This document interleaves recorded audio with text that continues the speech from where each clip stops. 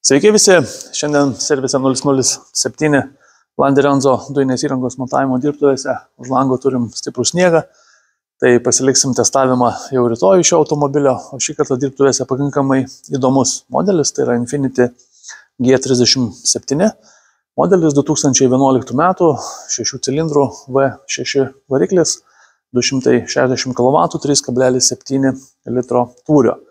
Pakankamai įdomus toksai, nėra labai dažnas variantas, tiesa mūsų dirbtuvėse tai nėra pirmas toksai modelis ir toks variklis.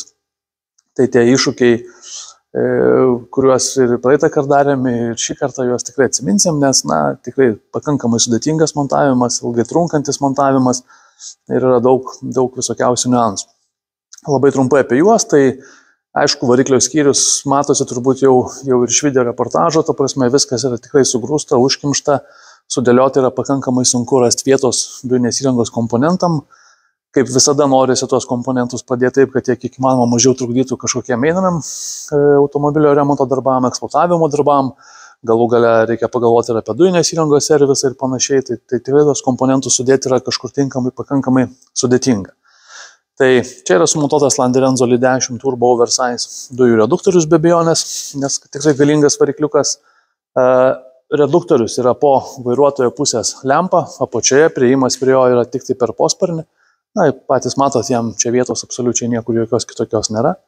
Kadangi tai yra V forma, po 3 purkštukus kiekvienoje pusėje, tai kaip ir būtų 6 purkštukai, bet čia šiuo konkrečiu atveju vėlgi montuojam ne 2 po 3, o 3 po 2 purkštukus. Vėlgi viskas vien tik dėl to, kad elementariausiai niekaip tų purkštukų normaliai nesutalpinom. Normaliai tai reiškia, kad tinkamai juos padėti, kad būtų daugiau mažiau vienodas dujų padavimo žarnos ir viskas būtų sujungta į vieną ratą, kad būtų galima turėti vienodą slėgį visose kuro purkštukuose, be abejonės juos tinkamai valdyti visuose sukių bei apkrovos diapazonuose, tai vien tik dėl to ir sumontavom, reiškia 3 po 2, tai vieną čia ir 2 čia ir dar 2 čia. Ta prasme vieną tai turiu minį 2 be abejonės purkštukus.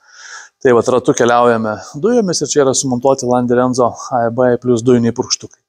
Pats valdymo blokas yra sumontuotas prie akumuliatoriaus.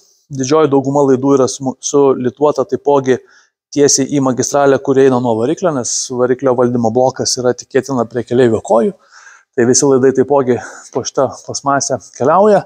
Tai mes visus signalus ten ir susigaudėm, tai ačiū Dievui bent čia pasisekė, nes be abejonės sutaupėm papildomų krūvą laidų, su kuriais būtų reikėjo nukeliauti iki variklio skyriaus. Slėgio daviklis sumontuotas taipogi jam geroje prieinamoje vietoje, statiškai pritvirtintas, taip kaip reikalauja to, sakykime, Landerenzo montavimo instrukcijos. Dujinės įrangos prisijungimo laidas taipogi išvestas štai čia. O prie akumuliatoriaus esam padėję dujinės įrangos saugiklį, jisai atsidaro labai paprastai. Tai tech apžiūros metu be abejonės reikia jį parodyti ir pademonstruoti, kad jisai čia toksai egzistuoja. Tai visi montavimo darbai, kaip visada servise 007, kaip jau ir minėjau, pagal tam tikrus kokybės standartus, paprastai tokie patys kokybės standartai yra taikomi montuojant dujas į visiškai naujus automobilius. Tarp kitko, su Landerenzo sistema galima ir nusipirkti naujų automobilių. Netgi Lietuvoje Sostenoje Dacia Dusteris buvo pristatomas kartu su Landerenzo sistema, nors ten ta informacija labai miglota, bet kaip pavyzdys Varšuvoje, dabar jau ir Latvijoje, ir Estijoje galima įsigyti netgi iš tikrųjų jau naujų automobilių su Landerenzo dujinė įranga. Tai tiek būtų apie patį variklio skyrių. Dujų perjungimo mygtuką sumontuojam ten, kur sutarėm jo vietą su klientu be abejonės. Tai štai šitoje vietoje aš paskui pridėsiu nuotrauką, galėsite pasižiūrėti, yra montuojamas apvalus dujinės įrangos mygtukas su specialiais tokiais apvadais, tam, kad jisai gražiai priglustų prie nebūtinai ir lygaus paviršiaus. Tikrai labai gražiai atrodo, matosi juo labiau vairuojant, sėdint už vairo, ta prasme tikrai labai gera vieta.